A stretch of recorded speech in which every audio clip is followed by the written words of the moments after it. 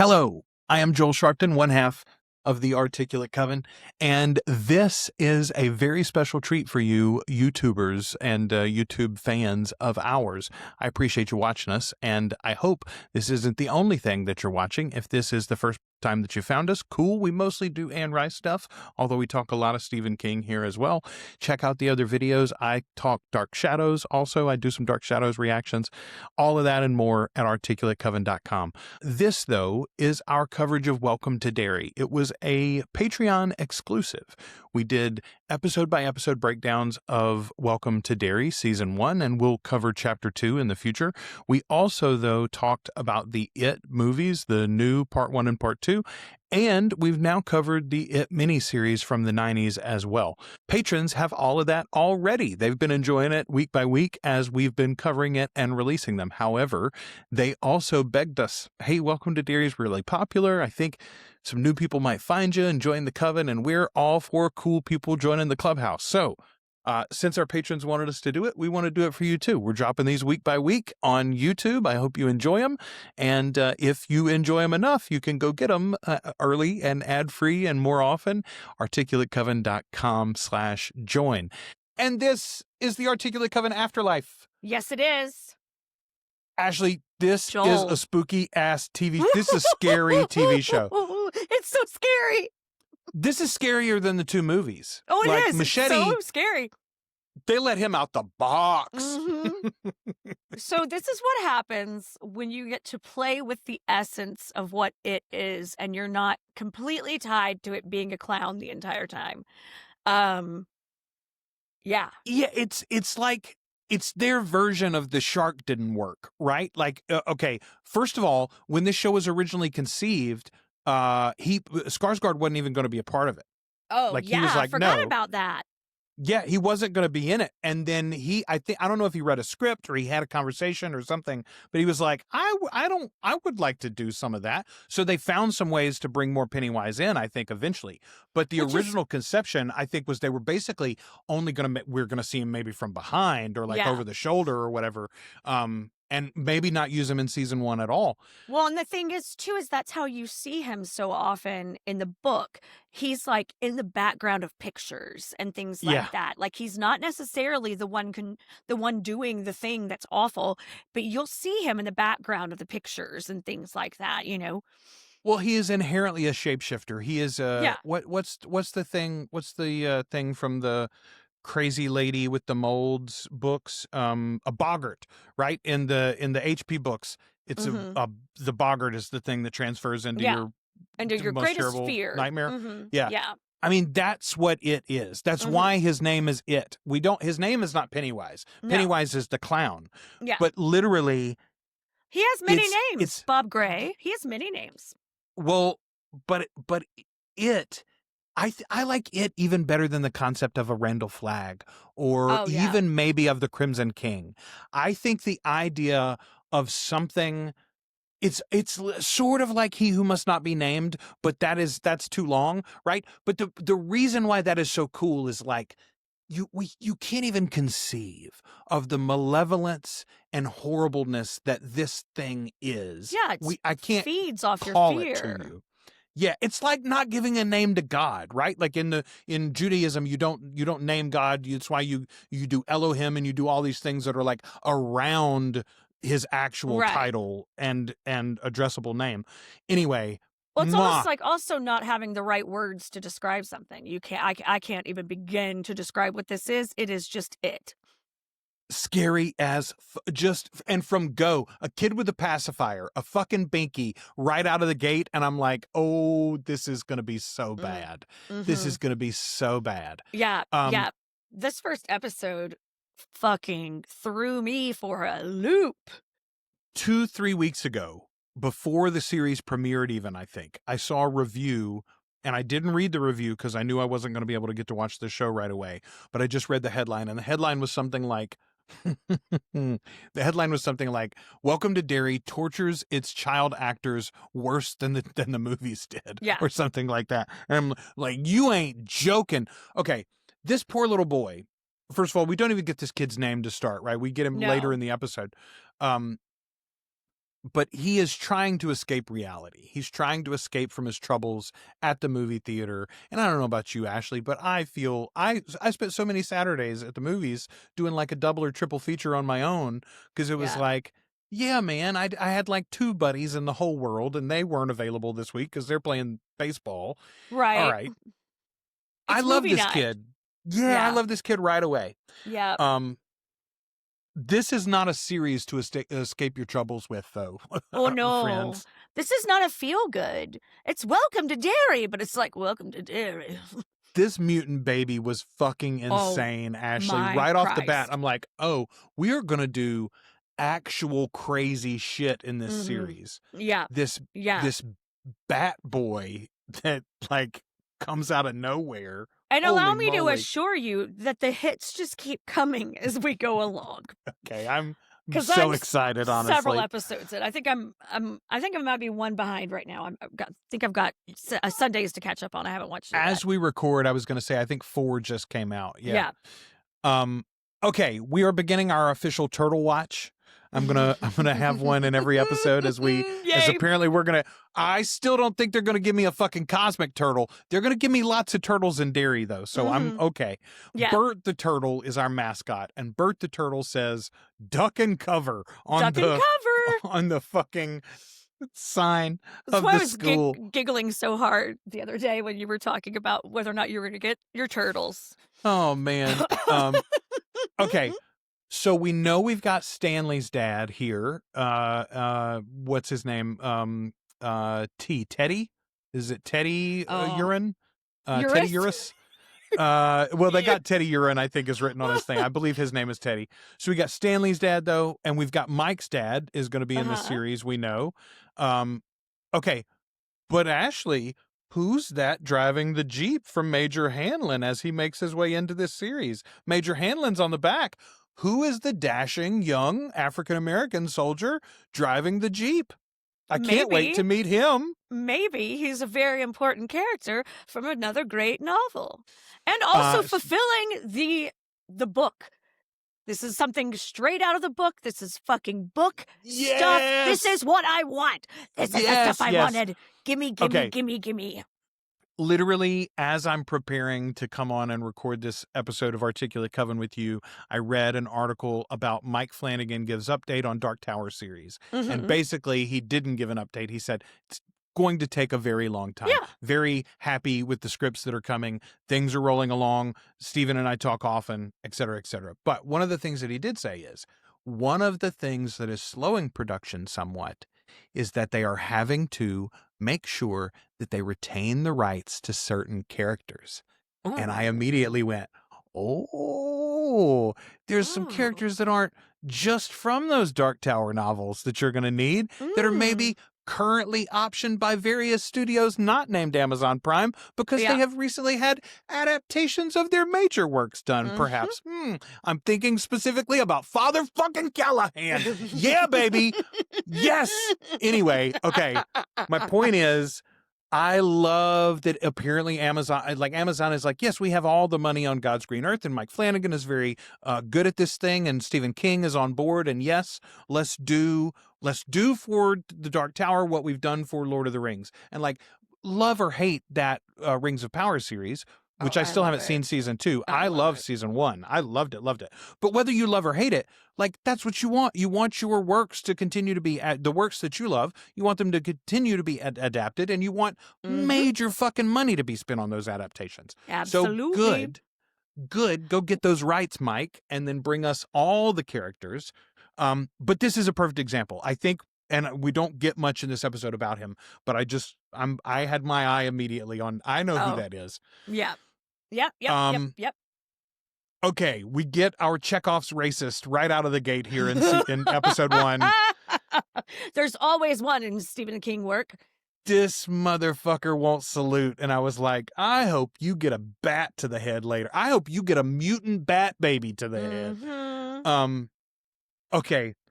This poor young girl goes to the bathroom, and I got nervous as hell, Ashley. I know what bathrooms do in Derry, okay? And they don't do nothing fun. It's not. It's not fun. this scene doesn't even, nothing happens in this scene really that's terrible. I mean, the finger is not fun, but it's not the worst in the world. But still, the whole scene, I was like, oh God, oh, they you're built not that, Bev, but I hope it's okay. They built that good tension. They did. The whole episode is like that. It's like, I'm trying to think of Manhunter maybe kept me this wound up, I guess, for certain episodes, but I don't know of anything that has kept me this high key the whole time. It's been a while since something has done it. Stranger Things has gotten me like that a few times, for sure. So all of our kids are connected by Maddie, the kid who died in the opening of this episode. Right. Turtle Watch number 2, turtles are lucky, we hear, as they hand a little toy turtle over. Our kids are Maddie, Phil, Teddy, and Lily. That's our foursome here at the beginning. Maddie is the one that's already passed away. We got Phil as the tall one. Phil's my favorite. We don't get a last name in this episode, I don't think, but I just kept thinking he's got to be a Tozier. He's got to be connected somehow. But I love this relationship between Phil and Teddy. I think it is every bit as good as the kids in the part 1 movie. Oh yeah. And yeah. I mean, they do a really good job of they've done a good job, and they've done a good job promoting this. So you've seen these kids' faces, and there's nothing wrong with this country that can't be fixed with what's right with this country. No, there's nothing wrong with this country that can't be fixed with what's right with this country. And I went to church for a second, Ashley. I live up here in the Bible Belt. Most of you know this that have listened to the show very often. And I am a fairly progressive liberal.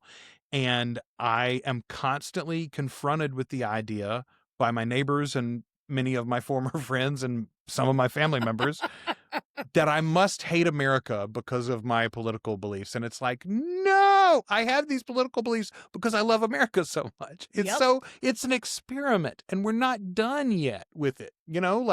Come on. Anyway, that line just encapsulates that.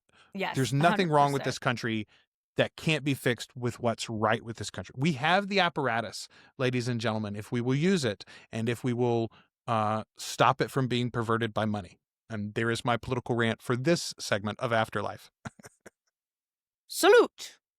It was a good one. Man, okay. Teddy's dad says, reality is terrifying enough as it is. Cut it with the fantasy. And I want to shit on him because I like comic books. And also, Teddy goes immediately back to the comic books, by the way, with a Clayface and Batman comic. Good for him. Read what you love. Speaking of Flanagan, by the way, Clayface is going to be out, I think, next year. It's crazy, by the way, that he's going to get a Carrie series and a DC movie both released in 26. He's a busy man. But I want to shit on Dad for shitting on the comic book. But he does have a good point as far as hey, Jews know from terror, actually. Kids are disappearing in your town. Things. Yeah. And I will say though, I'm like, but Dad he did go into the sewer actually. Okay, I think the skin lamp is worse than the mutant baby, Ashley. The skin lamp, we just got that a direct, immediate connection to the Holocaust. And also this year that Netflix Ed Gein thing came out. So I'm already in my head about that whole idea. Yeah, the skin lamp was rough for me personally. Oof. I once pulled out a picture of Ed Gein's glove that was made out of a human skin and showed it to people at Thanksgiving. And then I was and he made a belt out of nipples. Anyone want to see a nipple belt? No. And this is why I don't get invited to a lot of places. My special interests. I love that Teddy vomits when he's scared, like Richie does in the movies. Yeah. This is all so horrifying. So they go straight to microfiche, which I think, man, has there ever been a technology that is both as creepy and yet as interesting? Useful? It's mysterious. Oh, I love a microfiche. I love a microfiche. That scrolling motion, man, is so compelling on film too. Well, anyway. again, our brains are wired because it's always, our brains are wired to react a certain way when we see them. Because it's usually someone seeking out truth or trying to find an answer to a secret, Okay, here is where I asked, are Chekhov's racists maybe Chekhov's Russian spies as well? So we get Major Hanlon gets broken in on by two guys in like gas masks and full suits, beaten the shit out of. They were totally going to kill him, except that his co-pilot, his buddy, breaks in, and the two of them together scared these guys off. But I immediately flash back to the opening where we see that Bert the Turtle says duck and cover, and I'm like, oh, wait a minute. Are we doing a nuclear war thing? Are we doing Russian spies and cosmic horror? I mean, they're definitely leaning heavy into the military side of this for sure.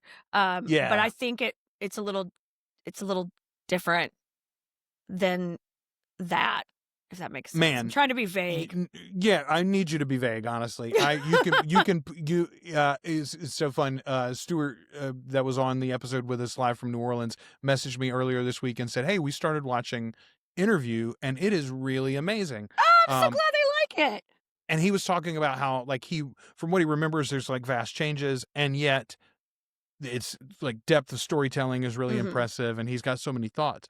And I was like, I know this is self-serving, but genuinely you should go listen to our episodes where we're watching it for the first time, because we had those same conversations too. It's like, holy shit, there's so many changes, and yet the spirit of the book is here, and yet it's the depth of storytelling is so amazing, and the layers that we can peel. Anyway, I feel like there's a lot to this already from episode 1. It is a scary as hell story, but I feel like they're building to something that is going to be very satisfying when I see the whole puzzle put together. Yeah. Ashley, I had a great line here I wrote in my notes, and I said, man, having a movie theater to take my friends to would be dope. Yeah. And then I watched the scene and I said, but less dope in Derry. Yeah, much less dope in Derry. Much less dope in Derry. They straight up killed all those kids. They killed like 4 of the kids we met in this episode, Ashley. They killed them all in that fucking movie theater. To be mirrors of that child cast from the book and the movies, and that is what we all went into this expecting, and then those motherfuckers murdered those children in that movie theater. Yeah, even the tiny little girl.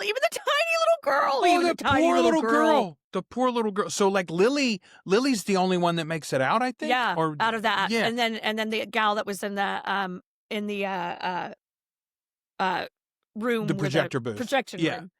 Shit. Yeah, the slightly older girl that had seen Maddie the day that he disappeared. Love her. Man, okay. During this attack, though, in the movie theater, one of the things that I wrote, one of the notes that I wrote is guilt and shame, man. Guilt and shame.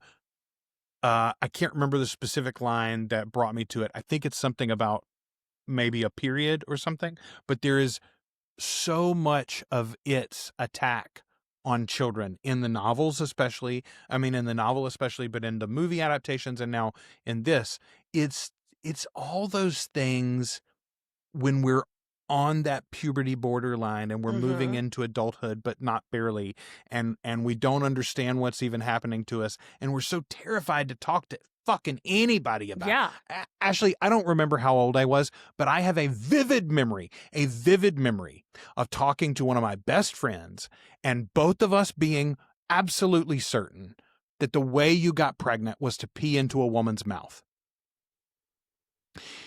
And it's like, first of all, do you know how long it took me to work up to find anybody in my life that I felt like I could have a conversation about that with at all? But it's like, and why did we think, I don't know. My assumption is we had both seen probably an image of a blowjob somewhere, right? And we didn't know what we were looking at. And we're like, well, that's used for peeing. So he must be peeing in that woman's mouth. That's intense. And I guess that's how babies are made, right? Anyway, and I mean, but isn't that so much of childhood? Yeah. Right? Like you're 100%. And let's extrapolate that out a little bit. Isn't that like so much of the basis of religion is effectively cavemen looking at the stars and going, I wonder why the sun comes up and goes down every day. I don't know. I guess I need to make a story. An explanation for the things we can't explain. Okay. I talked in this episode about being surprised about Doris. Fucking shocked that they killed all these kids. Oh, man. Oh, Lord God. Yeah, I wasn't expecting that. And they just fucking killed them, like hard killed them, too. They weren't just like missing. Wait. No, there's no vagary about it. These two girls are covered in the other's blood and holding a hand when she comes out of the movie theater. Like the tiny girl's hand. It was so fucked up. Yeah. So I'm definitely going to rewatch these episodes before we talk about them, before we record the next one. Y'all, most of the things that we talk about are not proper scary. They are thinky horror. Oh, right? No, most of the things scary. We talk about. This is proper scary. This is real fucking horror. Yeah, so, and it's it's got some gruesome edges to it. And let me just say, Joel, gird your loins. The hits keep coming. I'm so excited though that with the Talamasca series that we've been talking about, this has a lot of free range, right? Mm-hmm. These incidents are discussed in the books, but it's basically like history textbook discussions of them, right? Nobody that lived them really is played out and discussed. Yeah, well, the Ink Spot, we hear that story is told like through Mike's grandfather was there? Or oh no, his grandfather knows what happened, or came up as it was burning down. Or something. Yeah. Yes. So but you're right. For the most part, it's like, oh, this happened. This happened. This many people died. Children blew up and got thrown all over on Easter Sunday. But like we're gonna see it all. It's fucked up. So excited for this series to unfold and so excited to talk about it with you. Thanks to our patrons for making Afterlife possible. Yeah, and Mandy for suggesting it. Yeah, man. Very, very good call, Mandy. We were going to go over it anyway. Speaking of suggestions, several of you all have asked. We are 100% going to do an episode about Frankenstein. Yeah. There's too much there for us. I haven't gotten to it. I literally am so mad because I haven't found the time to sit down and enjoy it. I haven't watched it yet either. But I don't want to watch it on my iPad, right? Like I want to put it on a great big screen and I want to turn all the lights off and do the whole thing. So also I really want to watch it with Judah. He wants to watch it too. And so both of us are trying to find time to do it together. So no, that's really good. You should do that. All right. We will be back before you know it. Until then, we have been your hosts. I am Joel. I'm Ashley. And we are the Articulate Coven. Do you know how happy I am that I gave us a post-credit scene? Once we've finished Welcome to Derry, which we already have now, we're going to be talking about Stranger Things in a single episode, just because it's not really our bag, but it does have a lot of Stephen King connections. We're also going to be talking about the series Castle Rock from Hulu. We're going to be talking about heated rivalries in the future. That is very much in line with our vampire fans. We talk about Interview with the Vampire, which is soon to be the Vampire Lestat from AMC and AMC Plus. You can get all of it and early and ad-free, like I said, articulatecoven.com/join. But if you've just found us, there's a whole bunch of it to enjoy right here already for you. Thanks for watching these videos and stay tuned because there's more of them coming.